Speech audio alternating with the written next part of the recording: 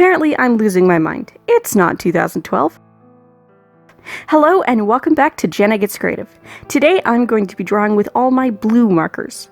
Yes, if you're also a fan of Kattvalk, I did borrow this idea from her.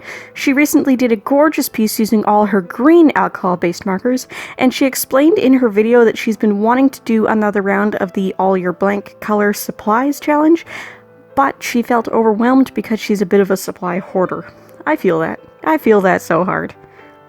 If you've been around here for a while, you'll know I did do 2 rounds of that challenge myself. I did red and then purple. I actually started a 3rd round months ago. I was doing all my green supplies, but I really wasn't feeling it. There were simply far too many supplies to use. Then I saw Kattvalk limiting it to 1 color of 1 category of supplies, and I had to give it a try. I was very tempted to do all my green markers, since that's the color I gave up on for the bigger challenge, but since Kattvalk just did greens, I felt like I had to pick another color. Blue it is. Let me know in the comments down below if you'd like to see me try this challenge again in a different color, or even a different medium. Also, disclaimer, I know from accidentally seeing a few spoilers on Instagram that the scrawler box I'm waiting on has alcohol markers in it. I can't remember from what I saw if one of them is blue or green. I was tempted to wait for that box so I could include the new one, but I'm running out of time to film. Excuse the ghosting of other colors you can see on my swatch sheet. I'm reusing the back of one of the pages I used to compare the Ohuhu markers to my others looking for dupes back when I reviewed the Ohuhu brush markers. So what I did to select markers is I pulled out everything I keep in the blue section of my marker case, plus anything that looked like it might be blue enough from the purples and greens based on the cap colors, and I swatched them on another scrap to see which ones I needed to put back. I ended up putting back most of the suspected blue shaded purples and greens, though a couple of the Copic BG shades I normally keep in the green section proved to be blue enough. I also put back a couple of duplicate Copic markers I have due to upgrading from Chow to Sketch when the ink refills weren't in stock. Then I dug out my cheap markers that I don't normally use and pulled out everything that claimed to be a shade of blue. Touch New and Touch 5 are pretty much the same markers, so with any duplicates, I just swatched both side by side on my scrap and kept the juicier one out. I ended up with one exception. Shade number 70 came out looking a little darker in the Touch 5, so I kept both out.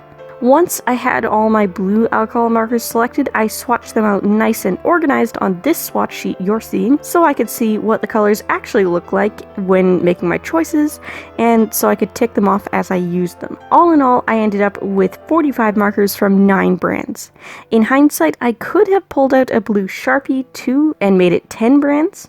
If you want to see me try this again, definitely tell me whether or not I have to use Sharpies next time as well. I ended up with 15 Copics, 6 Winsor Newtons, 6 Ohuhu brush markers, 3 Spectra AD markers, 1 Spectrum Noir Illustrator, 1 Tombow ABT, 2 Dual Line by Genvana markers, 11 Touch New Fine and Chisel Tip markers, and 4 Touch 5 Fine and Chisel Tip markers. I've got at least twice as many blues from Touch 5, but the rest were all duplicates, and not a single Touch 5 duplicate was the juicier out of the 2 compared to the Touch New in the same color. I've had both sets for 2 years, I rarely use them, and they're stored horizontally in sealed plastic bags in a room temperature cupboard. There's no reason at all for the Touch 5s to be drying up so fast. Buyer beware, I guess. I do find Touch New markers to be higher quality than Touch 5s, even though the pigments seem to be the same. Once I had all the markers selected and swatched, it was time to get drawing. At first, I considered doing an elaborate under the sea sort of scene, but if I'm being completely honest here, I wasn't inspired to draw at all, so I wasn't feeling confident to do anything too complicated. So I fell back on one of my tried and true simple favorites, Pokemon fan art. I started with Dragonair, and then just continued to surround her with other primarily blue Pokemon until the page looked sufficiently full and balanced. Keeping with the blue theme, I sketched using an erasable blue mechanical pencil from Color Eno by Pilot, and then finalized my initial line art using my Cobalt Blue 03 Copic multiliner. If I had a full range of nib sizes in Cobalt, I probably would have done the final line cleanup at the end in blues as well, but I don't, so I did concede and use black liners in the final stages. For the sketch part, though, all blue. Starting with the base background color, then moving on to Poliwag and working my way around, leaving Dragonair for the last, I started working through all the different markers, trying to use up the lesser quality markers first. I'm absolutely amazed that the number 144 Touch New marker covered the entire background, because it seemed like it was dying near the end, but it made it. I also discovered at a couple points along the way that I'd completely forgot to draw parts of some of the Pokemon, including part of Horsey's tail that should have been visible in the gap beside Vaporeon, some of the spine fin things on Vaporeon, and the neck ball just below Dragonair's chin. Squirtle's tail was left out on purpose because I wanted Dragonair's tail to be visible. This piece was quite the comedy of errors, and I think that really just shows where my mind's at right now. If you're watching this way in the future and you need context here, or we're about a month into the social distancing order here in Newfoundland due to the COVID-19 epidemic, and I haven't left the house except for short walks or talk to people I don't live with besides phone calls. Initially I thought this would be no big deal. I'm home with the kiddo most of the day, all the time anyway, but I think it's the uncertainty of what's going on and how long it's going to last,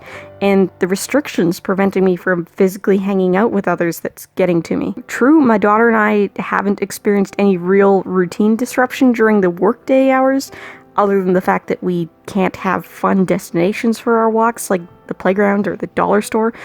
But the evenings are different. The weekends are different.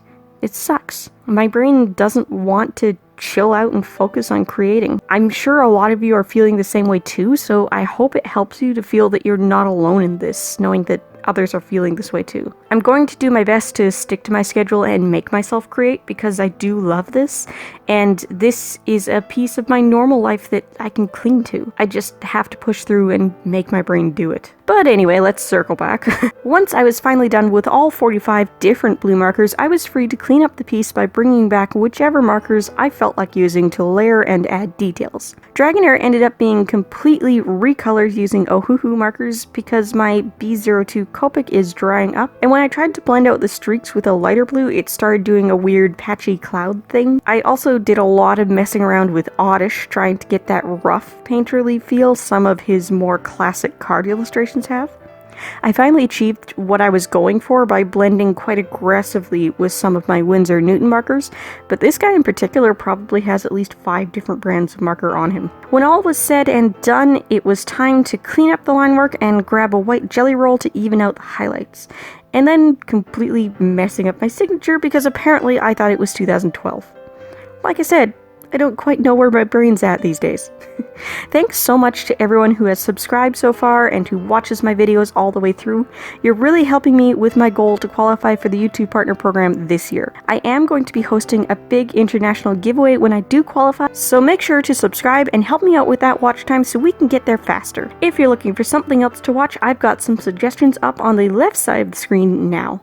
I upload art content twice a week at minimum, every Tuesday and Thursday, and if you like living life creatively, whatever that means to you, I'd love to have you along for the ride.